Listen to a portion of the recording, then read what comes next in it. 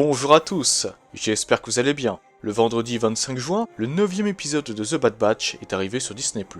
Je vous propose donc de découvrir mon avis sur ce nouvel épisode aujourd'hui. Avant de commencer, sachez que la vidéo comprend une courte partie sans spoiler et une partie avec spoiler.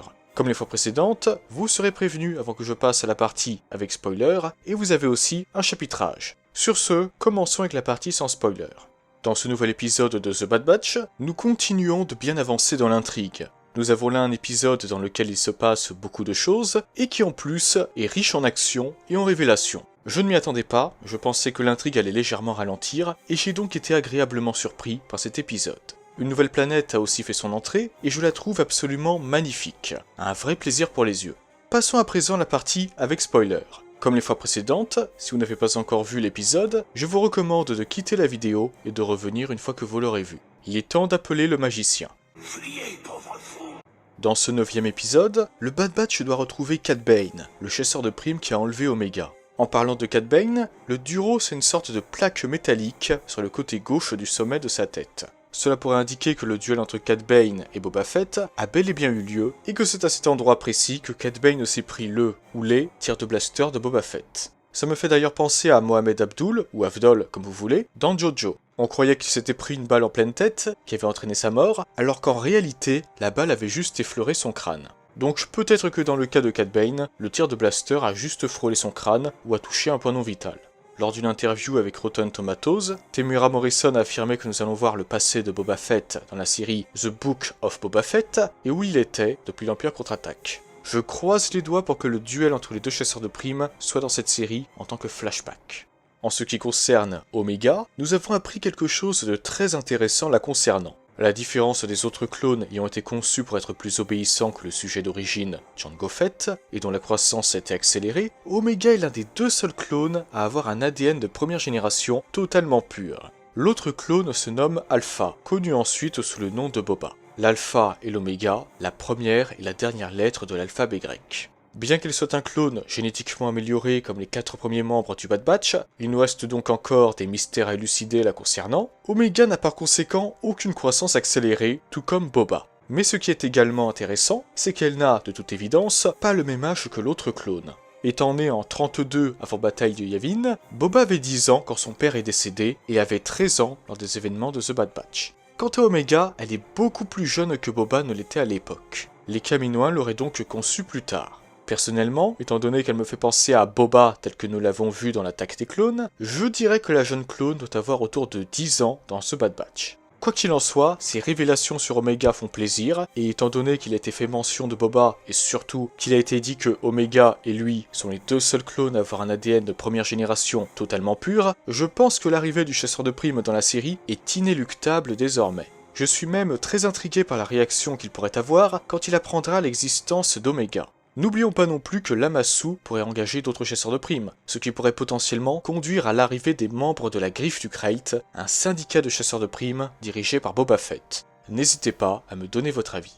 Les Kaminoans et surtout Lamassu ont prévu de récupérer la jeune clone sur Boravio, une planète sur laquelle se trouve un complexe kaminoan désaffecté. Cette planète me fait d'ailleurs penser à Bespin, avec son côté cité dans les nuages. Le complexe de Boravio est visiblement un mélange entre les installations de Kamino et la cité des nuages de Bespin. En tout cas, j'aime beaucoup le résultat, et c'est ce genre de planète avec des bâtiments plutôt originaux que j'aimerais voir dans les futurs films et séries. La jeune clone devait ensuite être amenée sur Kamino pour que Nala Se puisse prélever son matériel génétique. Il était cependant prévu que la scientifique élimine Omega après cela. Et c'est ce qui est très intéressant justement. Dans la version française, Lamassu dit à Nala Se, tant d'intérêt à l'encontre de ce jeune clone a mis notre opération en grand danger. Mais en réalité, dans la version originale, voici ce qu'il affirme. Votre intérêt personnel pour ce jeune clone a suffisamment mis notre opération en grand danger. Et d'ailleurs, à la fin de l'épisode, nous découvrons que c'est elle qui a confié à Fennec Shand une mission bien particulière, empêcher Lamassu de mettre la main sur Omega pour concevoir son clone supérieur. Il est donc possible que la scientifique soit moins insensible et détachée que les autres membres de son espèce et qu'elle se soit attachée à Omega. En tout cas, des conflits d'intérêts entre les Kaminoans, je trouve cela vraiment intéressant.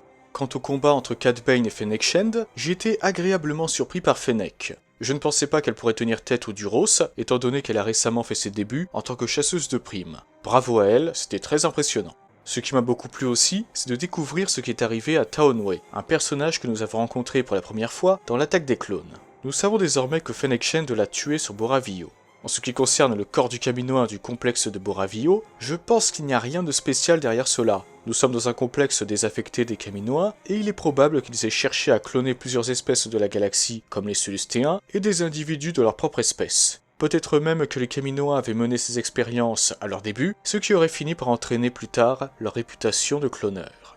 Pour finir, il y a un bruitage bien particulier que j'ai été heureux de retrouver. Lorsqu'Omega manipule la sorte d'ordinateur sur Boravio, nous pouvons entendre à chaque fois un petit bruit lorsqu'elle appuie sur une touche. Eh bien, lancez votre jeu Bounty Hunter et vous retrouverez exactement le même petit bruit lorsque vous naviguerez dans le menu du jeu.